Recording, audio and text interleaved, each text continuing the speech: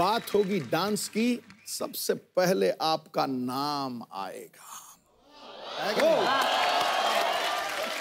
सुंदरता ऐसी कि चांद भी शर्मा के छुप जाएगा। मैं ये सोचता हूं कि अगर माधुरी जी राजनीति में आ जाएं तो पूरा विपक्ष आपके पक्ष में खड़ा हो जाएगा। क्या बात है, ऐसे क्या बात है? मौके पे चौका, इलेक्शन के टाइम पे वोट वाला शेर। वाह पाजी, क्या बात है। दूसरा भी शॉट मार सकता हूं अगर तू कहे, लेकिन आने दो। अनुभव 40 सालों का, पर आयु 30 की रखते हैं। अपनी हर फिल्म में कामयाबी का स्वाद चखते हैं, अपने साथ सिर्फ जवानी को लिए फिरते हैं, उम्र को तो ये घर की तिजोरी में कैद किया करते हैं। क्या बात है पाजी, आपने आज तक सब अभिनेत्रियों के लिए, सभी अभिनेताओं के लिए इतने खूबसूरत शेर पढ़े हैं। इनके लिए दो निकलते हैं। हाँ, मेरे को पता है आपकी तिजोरी काफी भारी भरकम है। एक कर नहीं, मेरे पांडे के लिए मार दें आप शेर। कौन सा? वो पीछे अपने ड्रम पे पांडे, अपना दोस्त। Non productive wastage of time. पर मैं, माधुरी मैम जी, आप और अनिल सर आज, मतलब मेरे ख्याल से पहली बार ही हमारे शो पे ऐसा हुआ कि अनिल सर, माधुरी मैम साथ में आए। बड़े पर्दे पे इतने सालों से इन्होंने इतनी सुपरहिट फिल्में दी हैं, पूरे हिंदुस्तान को इंतजार था सर आपको साथ में देखने का, और टोटल धमाल में आप साथ में आ रहे हैं। बहुत बहुत मुबारक। और आपको पता है मैम, आपको एक बात बताता हूँ मैं, अभी ना सिद्धू साहब क्योंकि नॉर्थ से आते हैं ना, चंडीगढ़ में फॉग बड़ी पड़ रही थी, तो एयरलाइंस वालों ने बोला कि सर आज फ्लाइट जो है शायद नहीं उड़ सकती। इनको पता था आप आ रहे हो, ये पायलट के पास पहुंच गए। कहते गुरु तू उड़ा, मैं तेरी बगल वाली सीट में बैठ के ना शीशा साफ करता रहूंगा।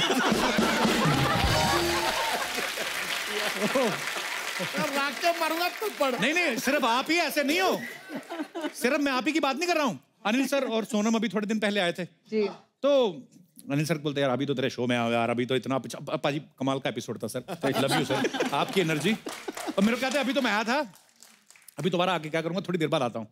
तो मैंने कहा सर माधुरी मैम भी आ रहे हैं, फट से गाड़ी में बैठ गए। ये बात सही है, ये बात सही है। तो मैंने कहा सर अभी गाड़ी में बैठ गए, शो बाद है। यार तेरे एपिसोड में मजा बड़ा आता है। तो मैं तो पहले की मना कर रहे थे यार, समझा करना। अनिल सर सबसे पहले तो ये बताइए, टोटल धमाल में ये पुरानी लव जो केमिस्ट्री आपकी वही नजर आएगी कि कुछ अलग नजर आएगा हमें? देखिए ये फिल्म जो है, जो डायरेक्ट कर रहे हैं ये इंद्र कुमार जी कर रहे हैं, तो अपना इंदु जी ने कहा कि इसमें मैं माधुरी को लेना चाहता हूँ, तो बोला स्क्रिप्ट सुनाने की जरूरत, डन। तो उन्होंने बोला कि ये क्या है कि पैसे में इतने नहीं दे सकता, डन। अच्छा मैम, आपकी और अनिल सर की जो फिल्म थी तेजाब जी, पहले तो आपको अंदाजा नहीं होगा कि ये इतनी सुपर डुपर हिट होगी, पर जब फिल्म आ गई, सुपर डुपर हो गई, उसके बाद जब आपने दूसरी फिल्म साइन की, आपने कभी सोचा था एक साथ हमारे शो पे आने का मौका मिलेगा?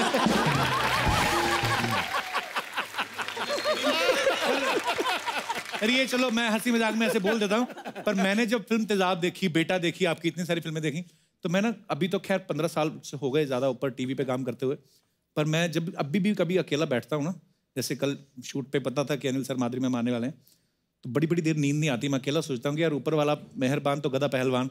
तो मैंने लाइफ में कभी नहीं सोचा था सर कि आपसे मुलाकात होगी और होती रहेंगी। Thank you so much ma'am, thank you. Thank you. अच्छा माधुरी मैम की जब वो गाना हिट हुआ ना, 1 2 3 4 5 6 7, अच्छा हर लड़की मोहिनी बन के घूम रही थी। मेरी गली में एक होती थी पूनम, उसका एक दांत नहीं था ये वाला ना, वो भी अपने आप को माधुरी दीक्षित समझती थी। मतलब आप तो खुद ही माधुरी दीक्षित है ना, आपको देख के तो वैसे ही बनी हुई लड़कियां। आपकी लाइफ में क्या बदलाव आया मैम? वेल एक फिल्म थी तब, जब तेजाब रिलीज हुई उस दौरान मैं एक फिल्म कर रही थी जिसमें हम 3 एक साथ डांस कर रहे थे। ओके। तो मुझे हमेशा पीछे पीछे रखा जाता था क्योंकि I was not so popular at that time.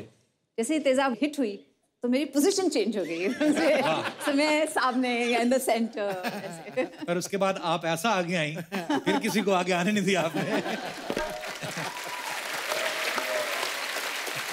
और पता है तेजाब के बाद मुझे पहली बार रिकग्निशन मिली स्ट्रीट्स पे, जैसे रास्ते पे चलते हुए।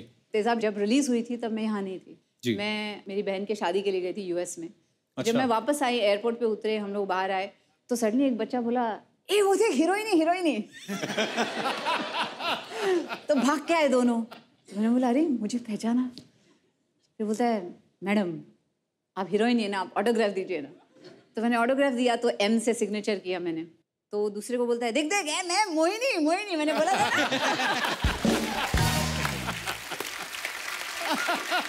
अच्छा लास्ट टाइम ना मैम जब अनिल सर आए तो हम लोग इनके फैंस की बात कर रहे थे। मैंने अनिल सर से, आपने भी नोटिस किया होगा, आपके साथ भी सेम ही होता है। ब्यूटी पार्लर में जो होता है ना लड़कियों की फोटो, माधुरी मैम की फोटो लगी रहती है। तो कई लोग तो इन्हीं को देख के घुस जाते हैं, वाह माधुरी आती होंगी इधर।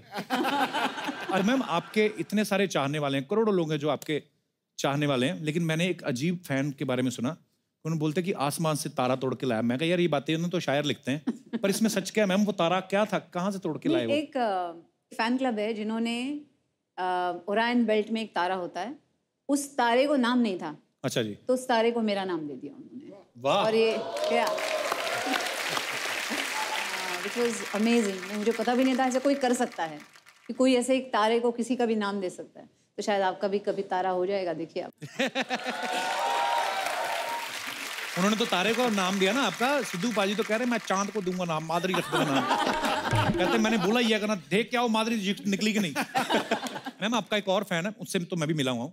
तो अमृतसर में है एक चन्ना चूड़े वाला करके, मैंने आपको बताया भी था। जी। तो वो चूड़ा बनाते जो नई दुल्हने शादी में पहनती है ना, तो वो क्या करता है मेरी मम्मी को ले जाता है आके जिस दिन आपका बर्थडे होता है।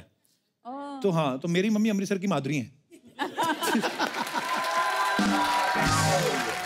पर मैं आपको फोटो दिखाता हूं ma'am, how sweet of him. यहाँ पे दिखाना जरा वो पिक्चर। तो ये देखिए माधुरी जी का बर्थडे है, अब मेरी मम्मी केक, मेरी भाभी भी बैठी साथ में गुलाबी सूट में, देखो। और ये आपका हर साल बर्थडे मनाते हैं मैम वहाँ पे। तो उन्होंने मुझे कसम दी थी, बोलता जब भी आप माधुरी जी से मिला मेरा नाम जरूर लेना, कहता है और मुझे लाइफ में कुछ नहीं चाहिए। और भी होंगी पिक्चर्स। ये देखो आपको केक खिलाया जा रहा है और मम्मी मेरी खिला रही है। और वो देखो पीछे मैं भी खड़ा हूँ। ये मेरा सगा मामा है। ओ सॉरी। मैंने उसकी मूछे तो मैं समझा मैं हूँ। नहीं ये मेरे मामा जी हैं, आर्मी से रिटायर हैं। वैसे ही हमारे घर बहुत कम आते, बिजी रहते हैं, आर्मी के बाद भी जॉब करते हैं। लेकिन उनको पता चला माधुरी जी का बर्थडे, तो पहुंचे हुए मूछे रख के, देखो वाह। और भी है हमारे पास पिक्चर्स। ये देखो आपसे मिले भी हुए हैं वो। करेक्ट। चन्ना जी आपका मैसेज मैंने माधुरी जी तक पहुंचा दिया, आपकी फोटो भी दिखा दी। अब जितना भी आपको बनने पड़े आप दान पेटी में हमारे घर डाल देना। Thank you ma'am. नॉर्मल लोग तो आपके फैन होते हैं आपकी फिल्मों देख के, लेकिन जो खुद इतने बड़े स्टार्स हैं, हुसैन साहब, फिर अपने बिरजू महाराज जी, जब ऐसे लोग भी आपको बोलते हैं कि हम आपके बहुत बड़े फैन हैं, क्या फील होता है मैम उस समय आपको? जैसे हुसैन जी रहे या महाराज जी रहे, जब वो कॉम्प्लीमेंट देते तो मुझे समझ में नहीं आता कैसे रिएक्ट करना है, क्योंकि मैं उनकी मुरीद हूँ। मैं आई एम आपकी पेंटिंग बनाई उन्होंने और आपको प्रेजेंट इन्हीं को तो बना रहे हैं जब से देखा है। अरे मैं एक किस्सा सुनाता हूँ जी। हुसैन साहब का। अच्छा जी। तो सुनीता बोलती है सबकी पेंटिंग से हुसैन साहब की पेंटिंग नहीं है। अच्छा हुसैन साहब की पेंटिंग हम अफोर्ड कर नहीं सकते थे। अच्छा। तो वो माधुरी जी को मिलना चाहते थे। अच्छा। तो मैंने बोला कि आपको अगर माधुरी जी को मिलना है हाँ। तो मुझे भी एक पेंटिंग देनी पड़ेगी। तो मेरे घर पर आना। अच्छा। और उन्होंने मुझे पेंटिंग दी है जहाँ वहाँ लिखा हुआ है टू अनिल एंड सुनीता हुसैन साहब। वो it is there, it's a prize possession in my house. And वो पेंटिंग मुझे माधुरी की वजह से मिली है। वाह। तो कितना मैंने माधुरी जी का मुझे कितना पॉजिटिव फायदा किया है। करेक्ट। Yes correct. इसलिए मतलब अभी तक नहीं, हुसैन जी की एक स्टोरी आपको सुनाती हूँ कि कैसे वो, उनको कुछ मतलब था ही नहीं, मतलब ही नहीं था लाइफ से, उनको बस पेंटिंग करनी है, यही मतलब था। तो मैं जब डेनवर में थी, आर्यन हुआ मेरा पहला जी। तो बोले मैंने हमेशा आपको एक्टिंग करते हुए देखा है, हीरोइन की इसमें देखा है, अब मैं आपको मदर के रोल में देखना चाहूँगा, आप कैसे करते हैं सब, कैसे संभालते हैं अपना घर। अच्छा। ये वो तो आए थे, वो डेनवर आए थे। ओके। तो आए तो एक छोटी सी बैग लेके आए, तो मैंने बोला आपका बैगेज लेना होगा। तो वो बोले नहीं नहीं मेरी बैग है ना, ये है। मैंने कहा अच्छा शॉर्ट टाइम के लिए आ रहे हैं तो शायद सिर्फ एक रोल अवे लेके आए, नहीं तो हम जाते तो इतने बैग्स कितने सारे लेके जाते, छः। तो आए और बोले अच्छा ऐसा करते हैं, कैनवस लाते हैं, ऐसा करते हैं, वैसा करते हैं। मैंने बोला हुसैन जी रिलैक्स। तो बोले नहीं नहीं ऐसे कैसे, आप मुझे पनिशमेंट दे रहे हैं। अगर मैं रिलैक्स करूँगा तो मतलब मेरी पनिशमेंट है, जब मैं पेंट करूँगा तो मैं रिलैक्स रहता हूँ। तो मैंने बोला अच्छा ठीक है। तो मैंने बोला कैनवस लाते हैं लेकिन पेंट्स भी लाने पड़ेंगे।